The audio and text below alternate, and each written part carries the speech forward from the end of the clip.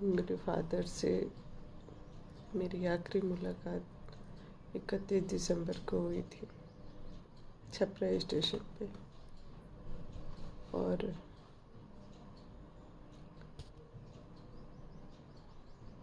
उन्होंने मैं उनको लेके गई गाड़ी में बिठाने के लिए, तो उन्होंने बोला नहीं तुम ट्रेन में बैठ जाओ, फिर हम लोग चले जाएंगे।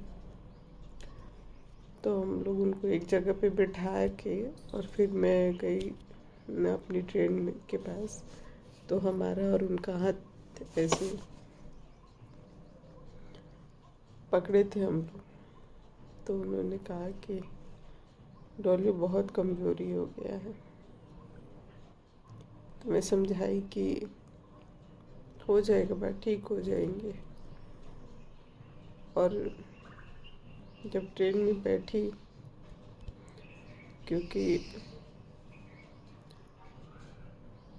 20 दिसंबर के आसपास हम लोग को पता चला था कि उनको 3rd स्टेज का कैंसर हुआ है। और तब से लेके 5 फरवरी तक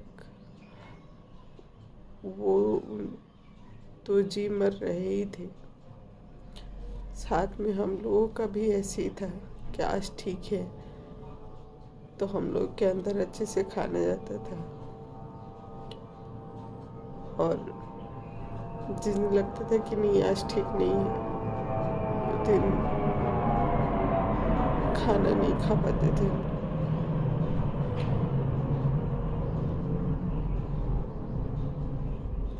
तो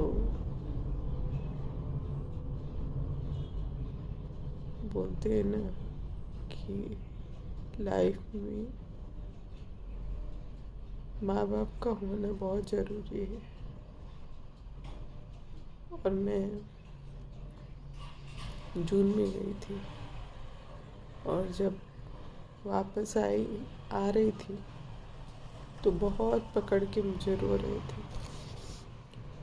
तो मुझे पता नहीं ऐसा क्यों लगा, जब मेरी गाड़ी थोड़ी आगे बढ़ गई तो मुझे ऐसा क्यों लगा कि क्या ये मेरी आखिरी मुलाकात है मेरे फादर के साथ। फिर कुछ टाइम हुआ तो वो काफ़ी ठीक रहने लगे। नवंबर से थोड़ी उनकी तबीयत ठीक नहीं चल रही थी। और फिर जब दिसंबर में उनसे मिली, मैं साल में एक बार छुट्टी जाती हूँ, लेकिन उन्होंने बोला कि डॉली आओगी नहीं। तो मुझे पता नहीं अंदर से क्यों ऐसा लगा कि नहीं जाके मिल आती हूँ। पता नहीं क्यों वो मिलना चाहते हैं। और जब दिसंबर में मैं गई तो 31 दिसंबर को वो पटना गए सुबह में, और मैं शाम को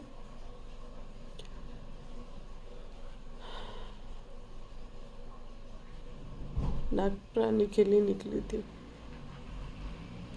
और फर्स्ट टाइम ऐसा था कि मैं अपने घर से निकली और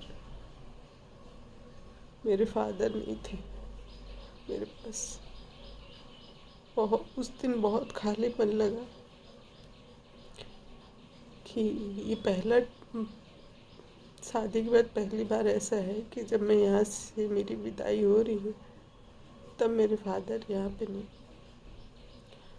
फिर शायद उनका भी मन नहीं लग रहा हो, तो वो छपरा दिखाए डॉक्टर को, और डॉक्टर ने उनका चेकअप वगैरह किया। कुछ किडनी का केराटाइन वगैरह बढ़ा हुआ था, तो उन्होंने वापस भेज दिया 1 वीक की मेडिसिन देकर। तो छपरा पटना और सिवान के बीच में पड़ता है, तो वो लोग उधर से निकले थे।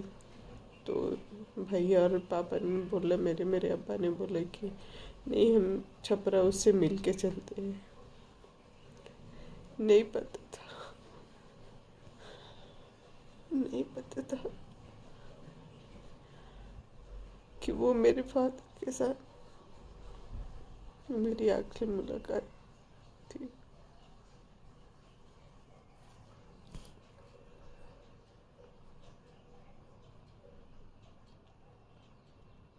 अब पता चल रहा है कि माँ बाप का होना लाइफ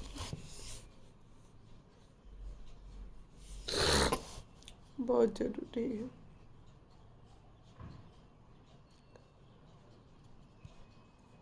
कुछ भी नहीं करेंगे पर वो है तो लगता है कि हाँ कोई है।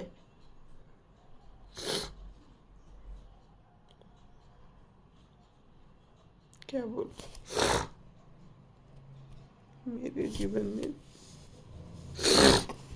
एक खालीपन आ गया उनके नहीं रहने से,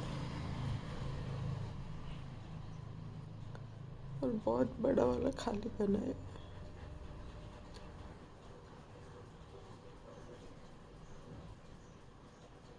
सोचती हूँ कि पता नहीं माँ कैसे रह रही है, छोटा भाई कैसे रह रहा है, लेकिन जब से उनकी बीमारी का पता चला था तब से मेरी माँ भी बहुत मजबूत हो गई, मेरा छोटा भाई भी बहुत मजबूत हो गया।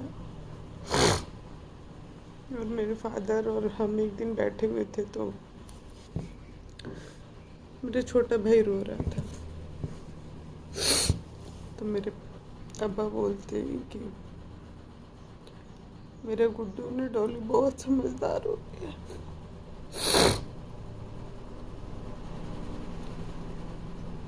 किसी के बिना किसी की जिंदगी नहीं रुकती है,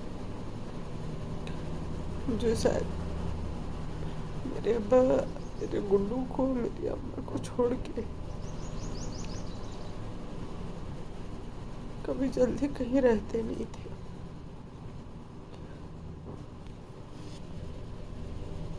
और वो हमेशा के लिए छोड़ के कैसे चले।